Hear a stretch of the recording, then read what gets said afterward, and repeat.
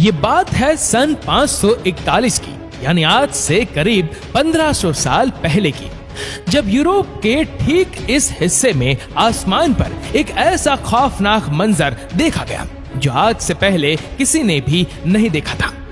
अजीब शेप के काफी घने और काफी काले बादलों ने आसमान पर डेरा डाल दिया था, और ये इतने घने बादल थे कि इन्होंने सूरज की रोशनी को भी पूरी तरह से रोक दिया था। पहले तो ये समझा गया कि बादल बारिश बरसाकर गायब हो जाएंगे, लेकिन ऐसा सोचने और समझने वालों को कहाँ मालूम था कि ये बादल कुछ ऐसा करने वाले हैं जिसको हमेशा के लिए याद रखा जाएगा। ये पूरा इलाका उस दौर में ईस्टर्न रोमन एम्पायर या फिर बिजांटाइन एम्पायर के कंट्रोल में था, जहाँ की कैपिटल सिटी कॉन्स्टेंटिनोपल थी, जिसको आज इस्तांबुल कहा जाता है। और ये अजीबो गरीब मंजर भी इस्तांबुल यानी उस वक्त के कॉन्स्टेंटिनोपल में ही देखा जा रहा था। कुछ घंटे गुजरे, फिर कुछ दिन और फिर कई हफ्ते, लेकिन ये अनोखे बादल ना ही बरस रहे थे और ना ही आसमान को छोड़ने का नाम ले रहे थे। दिन ब दिन ये मामला काफी सीरियस होता जा रहा था, और अब बात यहाँ तक पहुंच चुकी थी कि पिछले कई हफ्तों से कॉन्स्टेंटिनोपल ने सूरज की शक्ल तक नहीं देखी थी। लेकिन किसको मालूम था कि ये सब तो सिर्फ एक शुरुआत थी, क्योंकि आगे जो होने वाला था उसका किसी ने अंदाजा भी नहीं लगाया था। सन 541 में कॉन्स्टेंटिनोपल पर एक बहुत बड़ी मुसीबत आ चुकी थी। उस दौर में भी यहाँ 10 लाख से ज्यादा लोग रहते थे, और पिछले कई हफ्तों से बादलों के साए ने सारे लोगों को काफी बेचैन किया हुआ था। लेकिन मामला तब मजीद सीरियस हो गया जब यहाँ एक एक करके लोगों के मरने का सिलसिला शुरू हो गया। जी हाँ, चलते फिरते लोग बिल्कुल ठीक ठाक हालत में खड़े खड़े गिर जाते थे, और फिर कुछ ही देर बाद उनकी सांस निकल जाती थी। ये मामला देखकर डरे और सहमे हुए लोगों में अफरा तफरी फैलना शुरू हो गई, क्योंकि उनका ख्याल था कि शायद अब दुनिया के खत्म होने का वक्त आ चुका है। ऊपर आसमान पर गहरे बादल, फिजा में एक अजीब सी होक, और जमीन पर लाशें खत्म होने का नाम नहीं ले रही थी। गर्मियों के मौसम में सख्त सर्दी पड़ना शुरू होगी, और बर्फबारी इतनी ज्यादा होगी कि ना ही लोगों की फसलें बची और ना ही जानवर और परिंदे। उस वक्त के बिजांटाइन एम्पायर, जिनका नाम जस्टिनियन था, उन्होंने लोगों को सुकून से रहने का हुक्म दिया और ये कहा कि जो लोग अच्छा काम करते हैं उनकी जान को कुछ नहीं होगा। जस्टिनियन के इस बयान ने लोगों को मजीद बेचैन कर दिया था, क्योंकि ये बीमारी ना ही अच्छे इंसान को देख रही थी और ना ही बुरे को। रोजाना हजारों की तादाद में लोग मर रहे थे, जिनको एक साथ ही बड़ी बड़ी कब्रों में दफन किया जा रहा था। और अब नौबत यहाँ तक पहुंच चुकी थी कि यहाँ खाने पीने का सामान भी खत्म होने लगा था। बिजांटाइन एम्पायर की फौज, जो वैसे तो काफी स्ट्रांग मानी जाती थी, लेकिन इस मामले में वह किसी काम की नहीं थी, क्योंकि उनका मुकाबला एक ऐसे दुश्मन थे जो कि किसी को भी नजर नहीं आ रहा था। ये पूरा हिस्सा इसी अजीब बीमारी की लपेट में था। आसमान पर गहरे बादल जहां भी जाते जा रहे थे, वहां जमीन पर ये अजीब बीमारी फैल रही थी। दूर दूर तक जहां अभी स्पेन, फ्रांस, इटली, ग्रीस, तुर्की, मोरक्को, सीरिया और ईरान मौजूद है, कॉन्टिनेंट का ये पूरा हिस्सा इसी बीमारी की लपेट में था। किसी को भी समझ नहीं आ रहा था कि इस अजीब आसमानी बीमारी की असल वजह क्या है। वहाँ लोगों के पास इस बात पर यकीन करने के सिवा और कोई ऑप्शन नहीं था कि अब दुनिया का एंड आ चुका है, और उनका इस बात पर यकीन तब मजीद बढ़ गया जब बिजांटाइन एम्पायर खुद भी इस बीमारी का शिकार हो गए। ये बीमारी हिस्ट्री का सबसे पहला रिकॉर्डेड पेंडेमिक था, जो आज प्लेग ऑफ जस्टिनियन के नाम से जाना जाता है।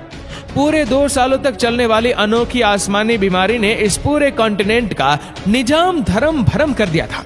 यहाँ तक कि कुछ इलाके तो ऐसे भी थे जहाँ पूरे 2 सालों तक सूरज ही नहीं निकलता, लेकिन किसी को इस मिस्ट्री की असल वजह मालूम ना पड़ सकी।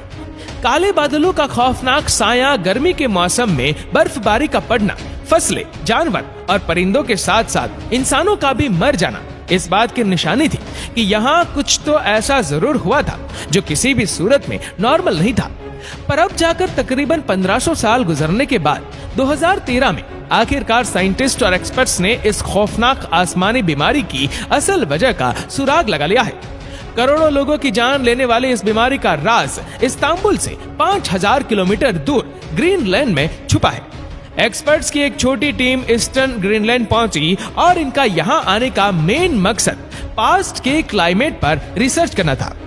ग्रीनलैंड में हर वक्त बहुत एक्सट्रीम वेदर होता है। यहाँ आम हालात में बगैर प्रोफेशनल इक्विपमेंट के रहना बिल्कुल भी पॉसिबल नहीं है। जून जुलाई में जहाँ कई कंट्रीज का टेम्परेचर 50 डिग्री सेल्सियस क्रॉस कर जाता है, उसी वक्त ग्रीनलैंड का टेम्परेचर -18 डिग्री सेल्सियस होता है। गर्मी का मौसम ग्रीनलैंड के आसपास भी नहीं भटकता। इसी वजह से यहाँ की बर्फ का मेल्ट होना पॉसिबल ही नहीं है। आसमान से बरसने वाली स्नोफॉल फिजा में मौजूद पार्टिकल्स को भी अपने साथ जमीन पर ले आती है। यानी अगर माहौल में डस्ट होगी तो वह स्नोफॉल के साथ नीचे जमीन पर आ जाएगी। एक्सपर्ट्स का मानना है कि यहाँ बर्फ के नीचे पिछले 1 लाख सालों का क्लाइमेट डेटा अभी तक महफूज है। हर साल ग्रीनलैंड में जो बर्फ पड़ती है वो लेयर्स में एक दूसरे के ऊपर जमा होती जाती है। एक साल की लेयर 5 सेंटीमीटर मोटी होती है। यानी अगर आज से 1500 साल पहले का क्लाइमेट डेटा जानना हो तो तकरीबन 75 मीटर नीचे मौजूद स्नो के सैंपल को बाहर निकालकर उसकी लैब टेस्टिंग करना जरूरी है। एक्सपर्ट्स ने यहाँ ड्रिलिंग का काम स्टार्ट किया और पिछले 2000 सालों से पड़ने वाली बर्फ को बाहर निकाल लिया गया। निकाले जाने वाले स्नो कोर की टोटल लंबाई 100 मीटर से भी ज्यादा थी, जिसमें बर्फ के वो हिस्से भी शामिल थे जो प्लेग ऑफ जस्टिनियन की खौफनाक बीमारी के दौरान ग्रीनलैंड के आसमान से बरसे थे। निकाले जाने वाले आइस कोर पर इलेक्ट्रिकल कंडक्टिविटी टेस्ट परफॉर्म किया गया तो हैरत अंगेज तौर पे सन 500 से 600 के दरमियान पड़ने वाली बर्फ में सल्फर की एक स्पाइक देखी गई।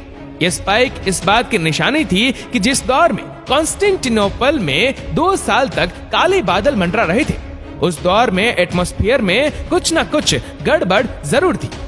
सल्फर डाइऑक्साइड एक बहुत खतरनाक गैस होती है जो कि न सिर्फ इंसानों के लिए बल्कि जानवरों, परिंदों और प्लांट के लिए भी हार्मफुल होती है। अगला टास्क ये जानना था कि 6th सेंचुरी के दौरान एटमॉस्फेयर में सल्फर क्यों मौजूद था और वह आया कहां से था। एक्सपर्ट्स का मानना है कि आसमान में इतने ज्यादा सल्फर पार्टिकल्स सिर्फ एक चीज से पैदा हो सकते हैं और वह चीज है वॉल्केनो। जी हाँ, अर्थ के अंदर पिघले हुए पत्थर मैग्मा की सूरत में उबल रहे होते हैं। अर्थ की आउटर लेयर अपने प्रेशर से मैग्मा को बाहर निकलने से रोकती है, जबकि मैग्मा हर वक्त कोई जगह तलाश करता रहता है जिससे वह बाहर निकल सके। मैग्मा और जमीन की ये जंग सिर्फ तब तक चलती रहती है जब तक समंदर का पानी मैग्मा तक नहीं पहुंच जाता। अगर समंदर का पानी मैग्मा तक पहुंचने में कामयाब हो जाए तो पानी गर्म होकर गैस बन जाता है और यही गैस अब मैग्मा के साथ मिलकर जमीन पर और ज्यादा प्रेशर देने लगती है। फिर किसी भी वीक पॉइंट से मैग्मा लावा की सूरत में फटकर बाहर निकल आता है। पानी और सल्फर ये दोनों चीजें वोल्केनो के साथ मिक्स नहीं होती, बल्कि ये पावरफुल गैस की सूरत में आसमान में फैल जाती है। ये ताकतवर वोल्केनो से निकलने वाली वोल्केनिक गैस हजारों मील दूर तक भी आसानी से फैल सकती है। आसमान में मौजूद सल्फर पानी के ड्रॉपलेट्स के साथ मिलकर सल्फ्यूरिक एसिड बन जाता है, जो किसी भी सूरत में इंसान के लिए डेडली साबित हो सकता है। सल्फ्यूरिक एसिड के ये बादल इतने घने होते हैं कि ये सूरज की रोशनी को भी पास नहीं होने देते। 1500 साल पहले प्लेग ऑफ जस्टिनियन के केस में भी कुछ ऐसा ही हुआ था। ये बात तो कंफर्म हो चुकी थी कि यूरोप में लाखों लोगों की मौत का जिम्मेदार एक खतरनाक वोल्केनो था। एक तरफ जानलेवा सल्फ्यूरिक गैस तो दूसरी तरफ सल्फ्यूरिक एसिड के बादल। ये बादल बरसेंगे तो जैसे तेजाब की बारिश होगी, और अगर ये नहीं बरसे तो इसके बादल इंसानों को सूरज की रोशनी के लिए तड़पा देंगे। ये एक ऐसी सिचुएशन थी जिसमें इंसानों के लिए हर मोड़ पर सिर्फ तबाही ही तबाही थी। जिस वोल्केनो के फटने से ये सारी तबाही हुई थी, वह वोल्केनो कौन सा था ये जानना अभी भी बाकी था। कई सालों के बाद एक्सपर्ट्स इस नतीजे पर पहुंचे हैं कि कॉन्स्टेंटिनोपल से 11,700 किलोमीटर दूर समंदर के उस पार ठीक इस मुकाम पर एल साल्वाडोर में इलोपोंग लेक है।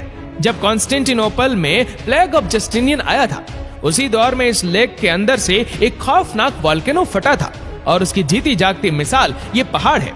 ये पहाड़ जो दिखने में तो बिल्कुल नॉर्मल लग रहे हैं, लेकिन ये असल में वोल्केनिक ऐश का पहाड़ है जो इसी लेक के अंदर 1500 साल पहले फटने वाले वोल्केनो के नतीजे में बना था।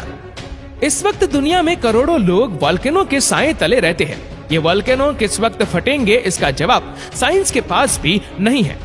हमें सिर्फ ये मालूम पड़ चुका है कि जो वोल्केनो इंसान की आबादी से हजारों किलोमीटर दूर भी है, वो भी हमें नुकसान पहुंचा सकते हैं। दुनिया भर के वोल्केनोलॉजिस्ट, क्लाइमेट रिसर्चर्स और जियोलॉजिस्ट पास्ट में फटने वाले वोल्केनो और उनके नतीजे में होने वाले नुकसान पर अभी तक रिसर्च कर रहे हैं, ताकि इंसानों को इन स्लीपिंग जायंट्स की तबाही से बचाया जा सके। उम्मीद करते हैं कि इस वीडियो को भी आप लोग भरपूर लाइक और शेयर जरूर करेंगे। आपको ये वीडियो कैसी लगी नीचे कमेंट करके जरूर बताएगा, और ऐसी ही और भी रोचक जानकारियों के लिए सब्सक्राइब करें हमारे YouTube चैनल को और Facebook पर फॉलो करें हमारे पेज को। धन्यवाद।